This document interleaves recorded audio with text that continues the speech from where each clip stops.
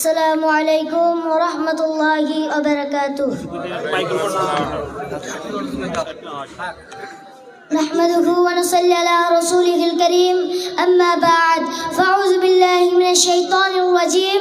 بسم الله الرحمن الرحيم. اقرأ باسم ربك الذي خلق خلق الإنسان من علق. اقرأ ربك الأكرم الذي علم بالقلم علم الإنسان ما لم يعلم. সম্মানীয়, আজকে আমার পাশে বসে থাকা সঞ্চালক, বক্তা এবং আমার শিক্ষক মণ্ডলী সকলকেই আমার আন্তরিক সালাম ও প্রীতি রইল। আজ আমার বক্তব্যের বিষয় হলো শিক্ষা বা জ্ঞান। শিক্ষা শব্দের আবিধানিক অর্থ হলো বোধ, বুদ্ধি, অনুভূতি, পরিচয় ইত্যাদি। শরীয়তের পরিভাষায় জ্ঞান বা শিক্ষা হলো আল্লাহ এবং আল্লাহর বান্দা ও মাখলুকের কাজ ইত্যাদিকে জানার নাম হলো শিক্ষা বা জ্ঞান। দিনী শিক্ষার প্রয়োজনীয়তা। প্রতি বিষয়বস্তু সবসময় দুটি দিক থাকে, যেমন ভালো মন্দ, সাদা কালো, ছোট বড়, আলো অন্ধকার ইত্যাদি।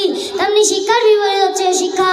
তাই আধুনিক শিক্ষার পাশাপাশি দিনী শিক্ষা থাকা অতি প্রয়োজন। কেননা যে সমাজে দুনিয়াবি শিক্ষা তো আছে কিন্তু দিনী শিক্ষা নেই, সেই সমাজে কোনোদিন শান্তি বিরাজ করতে পারে না। এর দৃষ্টান্ত হচ্ছে জাহিলিয়াতের যুগ, অর্থাৎ রাসূলুল্লাহ সাল্লাল্লাহু আলাইহি ওয়াসাল্লামের আগের যুগ। সেই সময়ে সমাজে দিনী শিক্ষা না থাকার কারণে একে অপরের সঙ্গে মারামারি, কাটাকাটি, হানাহানি, একে অপরের ওপর অত্যাচার, লাঞ্ছিতা, অপমানিতা এবং বছরের পর বছর যুদ্ধের কলাহলে লিপ্ত থাকত গোটা জাতি। অথচ তাদের এমন জ্ঞান ছিল, এমন শিক্ষা ছিল, মরুভূমির রাস্তা দিয়ে কোনো উট গেলে সেই পায়ের ছাপ থেকে বলে দিতে পারতো সেটা কোন উট গিয়েছে। এত জ্ঞান থাকা সত্ত্বেও সেই সময়ে সমাজে অশান্তির দাবানল দাউ দাউ করে জ্বলে উঠত শুধুমাত্র দিনী শিক্ষা না থাকার কারণে। সেই বাবাজার সমাজকে সঠিক পথ দেখানোর জন্য রাসূলুল্লাহ সাল্লাল্লাহু আলাইহি ওয়াসাল্লামকে প্রেরণ করলেন এবং আল্লাহ তাআলা সর্বপ্রথম মুহাম্মদ সাল্লাল্লাহু আলাইহি ওয়াসাল্লামকে শিক্ষার কথা বললেন। বিসমিল্লাহির রহমানির রহিম। ইকরা বিসমি রাব্বিকাল্লাযী খলাক। তুমি পড়ো সেই প্রভুর নামে যিনি সৃষ্টি করেছেন। খলাকাল ইনসানা মিন আলাক, যিনি মানুষকে সৃষ্টি করেছেন রক্তপিণ্ড হইতে। ইকরা রাব্বুকাল আকরাম, তুমি পড়ো সেই মহাসম্মানীয় প্রভুর নামে। আল্লাযী আল্লামা বিল কলম, যিনি কলম দ্বারা লিখিত শিক্ষা দিয়েছেন। আল্লামাল ইনসানা মা লাম ইয়ালাম, তিনি তা মানুষকে শিক্ষা দিয়েছেন যা সে জানতো না।